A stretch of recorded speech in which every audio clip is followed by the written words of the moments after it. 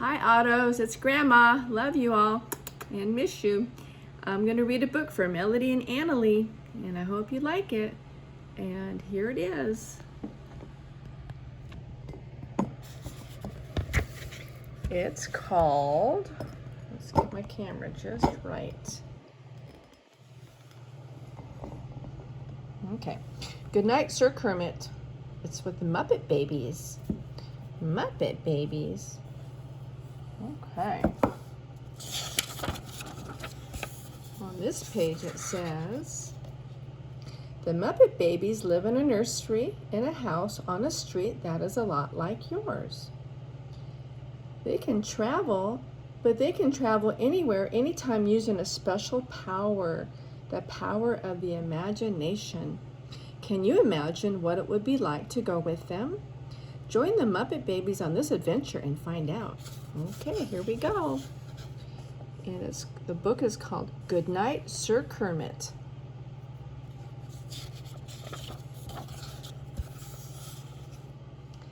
It was a summer evening, the kind when bedtime arrives before it's dark. I don't like having to go to bed while it's still light outside, said Kermit. Kermit sighed. We could be playing in the park. He's not very happy, is he? Try playing with your toes, Gonzo suggested. That always makes me sleepy.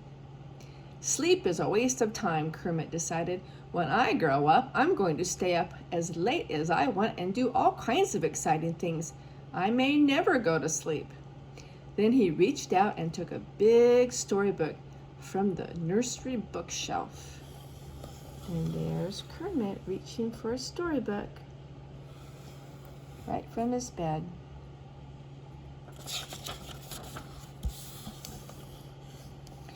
The storybook was filled with pictures of knights in shining armor and fire-breathing dragons in huge castles surrounded by moats. I bet the babies who lived back then had exciting lives, said Kermit. They probably stayed up all night long fighting dragons and having fun. Look at that. There's a knight fighting a dragon who's breathing fire. The castle's up in the corner, right there. The knight has a sword drawn. He's fighting that dragon. Kermit studied a picture of a gray stone castle. It must have been great to live in a place like this, he thought. You would never run out of rooms to explore. I wonder what's behind the castle. I wish I could see.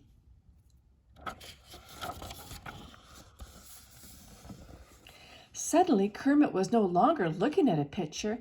He was peeking around the corner of a real castle, a castle just like the one in his storybook. It's almost like he got into the story. Now he could see that behind the castle was a beautiful garden. In the middle of the garden was a pond filled with lily pads, and on one of the lily pads a frog who was just about his own size lay sleeping. And there's Kermit up there, peeking behind the castle at this beautiful pond and another frog who's just about his size. That frog looks familiar, Kermit thought, and he jumped into the pond to have a better look. As Kermit neared the lily pad, the sleeping frog woke with a start. Who goes there? He cried. Then he saw Kermit and shrugged his shoulders. Never mind, he mumbled sleepily. I thought you were the dragon. You must be dreaming, Kermit laughed. Dragons aren't real. They're only in storybooks. Of course they're real, the other frog answered. They're just as real as I am, and I am Sir Dance-A-Lot, Knight of the Pond Table.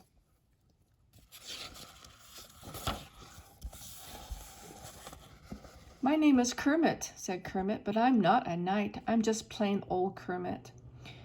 You're lucky, said Sir Dance-A-Lot sighed, because if you were me, you would have to fight the dragon today. Are you afraid? Kermit asked. No, I'm exhausted, Dance-A-Lot moaned. I stayed up all night dancing. Dancing is my favorite thing to do, but if I had been a good knight, I would have gotten a good night's sleep Now I'm really in trouble.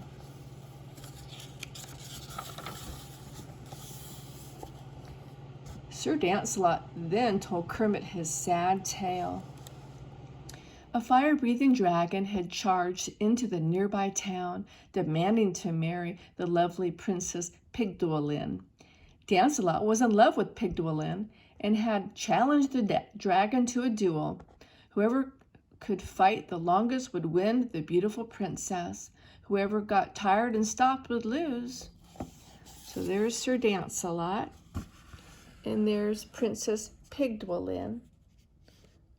She's a little piggy and he's a little froggy. And there's the townspeople running in fear. And this is a vision that Sir Lancelot is telling Kermit. So this is what he's telling him. It's like a story. Oh, look, he's got flowers and a present. He's in love with Princess Pygmalion. And so he said, whoever got tired and stopped would lose. But I've had so little sleep, wailed Lancelot. I can barely stand up, let alone fight.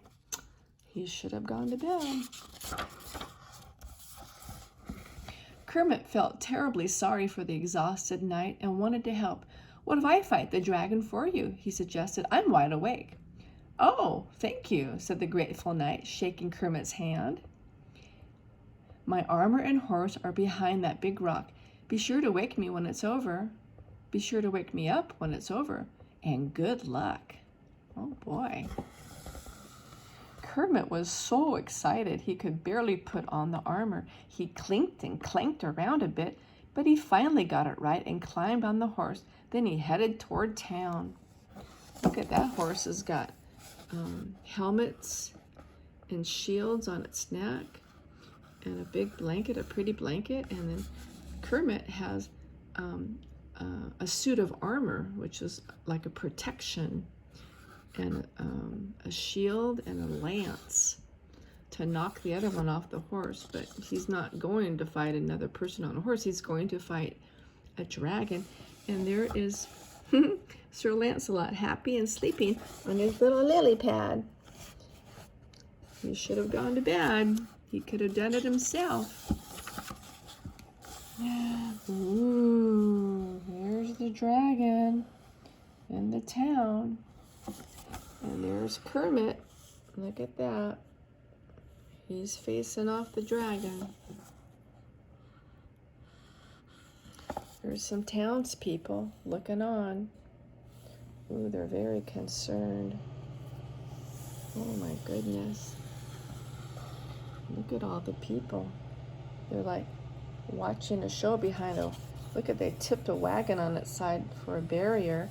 And there's Princess Pygmalion, and she's very concerned.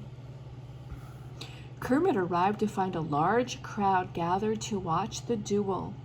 He rode closer until he had a good view of the dragon's huge golden eyes and glistening gold-green scales.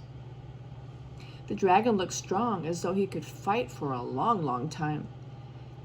Lancelot, my hero, Princess Pygmalion was calling. You must save me from this monster. He has been running around, breathing fire and smoke all night, waiting for you. Oh, so the dragon didn't go to sleep either. So the dragon has been up all night too, has he? Murmured Kermit as he took his position in front of the huge monster. That gives me an idea. When the duel began, Kermit tried to remember every lullaby he had ever heard, and he sang them to the dragon one by one. He sang, "Rock-a-bye, dragon." He sang, "Go to sleep, little dragon," and "Dream, sweet dragon, dreams." Oh, what do you think he's trying to do? He's not fighting the dragon. Slowly, the dragon's eyes began to close. He sank to his knees, then stretched out on the ground. Soon he was sound asleep. And look at Kermit. He's a happy boy, because he didn't have to fight. Hip, hip, hooray! Long live Sir Lancelot, cheered the crowd. They cheered softly so as not to wake the dragon. My hero! Oh, there she is. Ooh, my hero, sighed Princess Pigdolin. You have conquered the dragon, and now we can be married. She leaned over to give Kermit a kiss. Oh no, thought Kermit, this is going too far. Fighting dragons is one thing, but marrying a princess is another. I'd better get the real Sir Lancelot. Yeah, he's done pretending he's somebody else, because he doesn't want to get married. But there's the townspeople. Oh, look at, there's a little baby in a funny looking little diaper. I wonder what that's made out of. And look at it, they're all so happy because the dragon did not win. Look at, they're all going hip hip hooray. And there's the dragon just sleeping away. So now Kermit is going to go get Sir Lancelot. Excuse me, your royal pigginess, Kermit said with a bow. I fear I have forgotten something very important. I will return shortly. Kermit rode to the garden as quickly as he could. The real Frog Knight was waking up just as he arrived. Hurry, said Kermit as he took off the armor and handed it to Lancelot. Put yourself into this tin suit. We've got to get you back so you can marry the princess. As they galloped along, Kermit told Lancelot everything that happened. And if I were really you, Kermit said at the end of the story, I would find something useful for that dragon to do when he wakes up.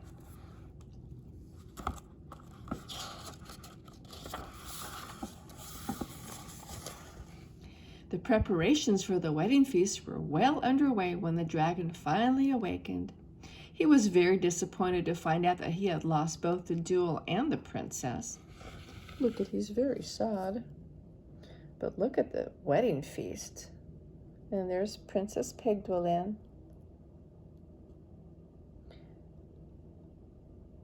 Ooh.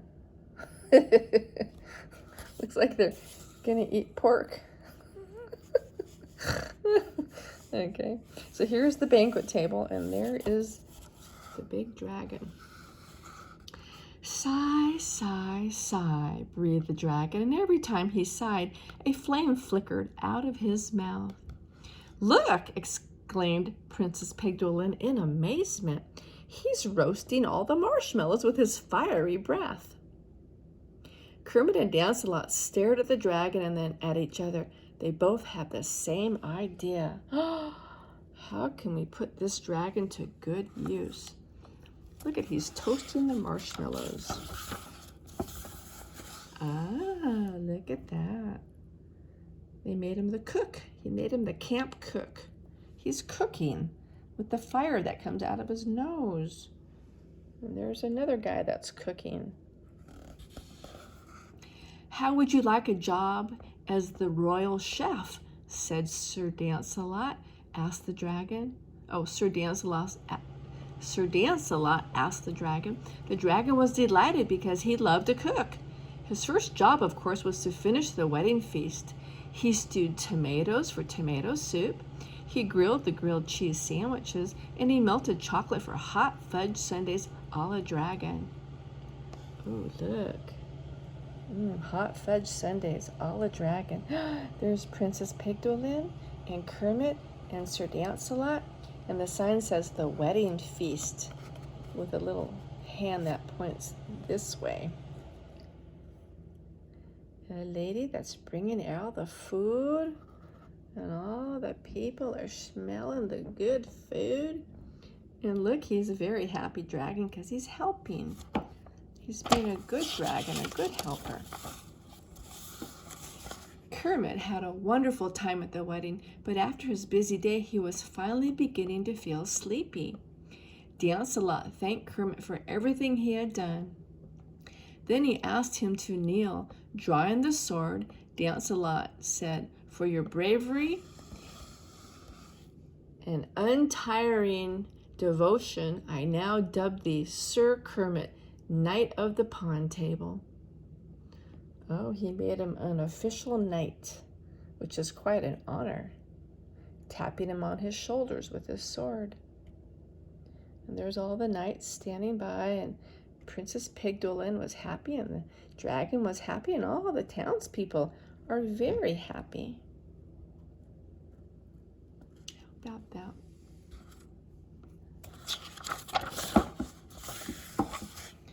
Kermit looked up, but he did not see Sir Lancelot. Instead, he saw Nanny, who was tucking him into his own little crib. "Good night, Kermit," she said. "Yes, Nanny," Kermit murmured sleepily. "I guess I am a good night, and like all good nights, I'm ready for a good night's sleep." The end. Isn't that sweet? Oh, look at, here's the back of the book. It says, "Baby Kermit doesn't want to go to bed, so he stays up and imagines an exciting world of fire-breathing dragons, knights in shining armor, and a princess in distress. In his duel with the dragon, Kermit discovers that every good knight really needs a good night's sleep." Okay, well, that's the end, girls. And I will say goodbye now. Love you all. Bye-bye.